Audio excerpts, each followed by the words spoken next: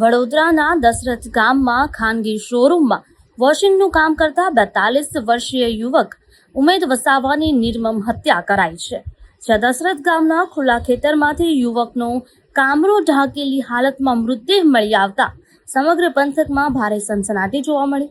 પિતાનું મોતિયાનું ઓપરેશન હોવાથી પુત્ર ઉમેદ વસાવા પોતે તેમના બદલે કામ પર ગયો હતો અને તે દરમિયાન આ અઘટિત ઘટના ઘટી. ઘટના સ્થળેથી લોહીલુહાણ હાલતમાં મોટો પથ્થર મળી આવતા પથ્થર મારીને હત્યા કરાઈ હોવાની શંકા જતાવાઈ રહી છે.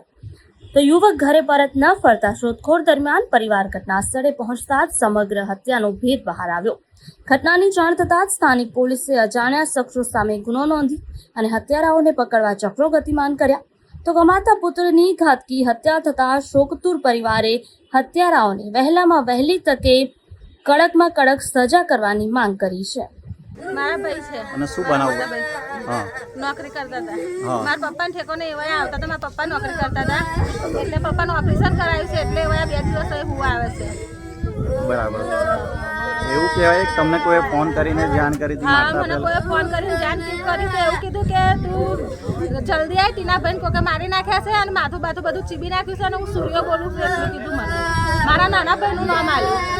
એવું છે. હો, પછી એનો ફોન જ કાપી નાખ્યો. સમાચારોના સતત અપડેટ મેળવવા માટે અમારી HBO ન્યૂઝની YouTube ચેનલને સબસ્ક્રાઇબ કરો, બેલ આઇકન દબાવો અને જોડાયેલા રહો Facebook, Instagram અને Twitter પર.